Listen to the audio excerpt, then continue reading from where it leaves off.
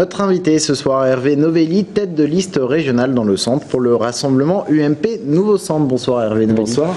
Alors, dimanche dernier, vous avez totalisé 29% des voix. Le PS est à 28,2%, mais c'est surtout le Front National qui réalise le score de 11,21%. Cette triangulaire, est-ce que vous l'avez vu venir ? Non, j'étais vraiment convaincu que j'allais avoir un débat face à l'exécutif sortant, face au président sortant de la région. Et là, je suis évidemment un peu frustré parce que je voudrais le dire d'emblée, il y a, on le voit, une difficulté supplémentaire liée à cette alliance objective des intérêts entre le Parti socialiste et le Front National. Tous les observateurs, je lisais hier un article dans l'Humanité, y compris, considère que ma tâche est évidemment beaucoup plus difficile avec la présence du Front National que sans la présence du Front. Dimanche soir, vous accusiez le coup, quand même grosse, pas de défaite, mais bon, c'était une triste nouvelle pour vous. Et puis finalement, cette semaine, on vous sent assez optimiste, à tout le moins combatif. Vous y croyez encore à la victoire ? Je suis sincère.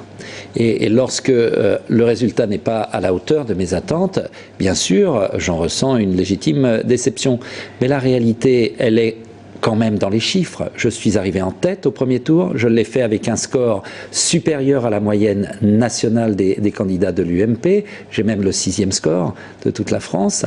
Et mon adversaire, le président sortant, François Bonneau, lui, il fait un score inférieur à la moyenne du Parti socialiste. Il n'y a pas de quoi pavoiser, et le rafistolage au soir du premier tour de cette liste hétéroclite, eh bien, me donne une capacité de nouer quand même une dynamique et d'espérer l'emporter. J'ai été premier au premier tour, je compte être premier au second tour, malgré cette alliance objective. Vous comptez sur qui ? Sur les abstentionnistes, mais aussi sur... Je vais faire une alliance. Je vais faire une alliance forte avec le premier parti de France, le parti des abstentionnistes, sur la base de 2 contrats clairs. Vous voulez vous prononcer sur le plan national. Vous ne vous êtes pas déplacé pour envoyer un signal sur le plan national. Rassurez-vous, ce signal, vous pourrez l'émettre en 2012 et là, il aura des chances d'être entendu. Par contre, si vous vous êtes abstenu parce que vous ne pensez pas que le changement est possible, parce que vous ne pensez pas que le quotidien peut être amélioré, eh bien moi je vous propose un contrat.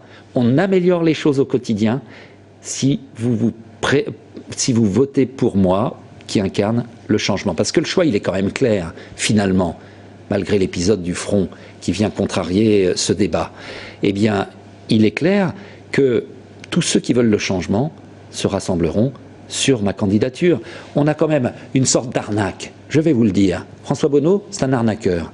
C'est-à-dire qu'il va essayer de rafler la mise électorale en faisant répondre à une question qui n'est pas posée. La vraie question qui doit être posée, c'est est-ce qu'ils ont fait leur travail?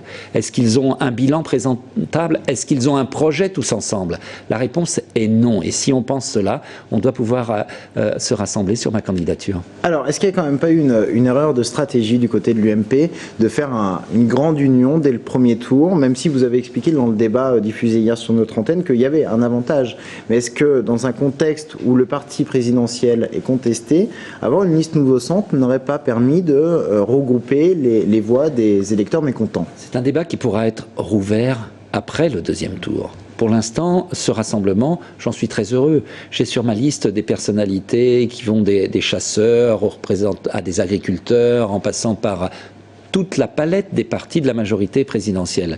Cela peut être un handicap, on verra cela, il sera temps d'en discuter. Mais cela est aussi un atout parce que c'est un atout sur la transparence et la sincérité. Vous savez, j'ai présenté mon projet. Ce projet, il a été sur la table depuis des mois.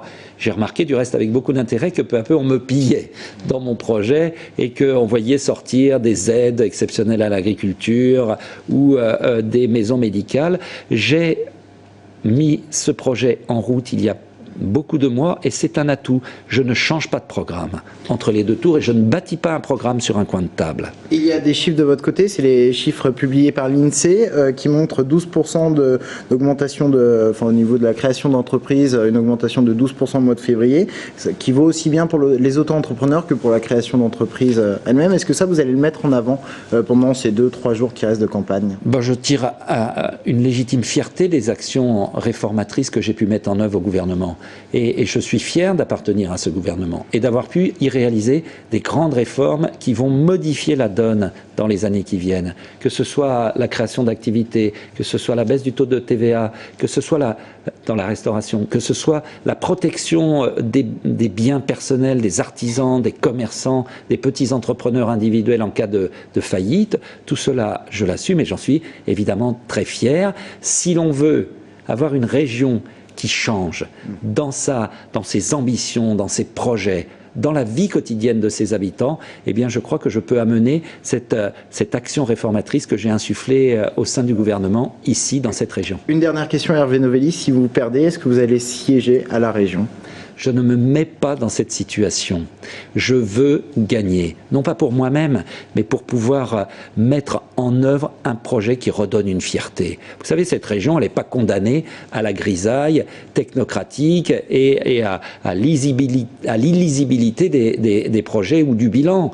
On peut faire beaucoup mieux, on peut redonner une fierté, et toutes ces provinces françaises qui sont derrière cette institution régionale, que ce soit le Berry ou la Touraine par exemple, eh bien ils peuvent retrouver une ambition à travers des projets forts que je mettrai en œuvre. Hervé Novelli, merci beaucoup d'être venu sur ce plateau.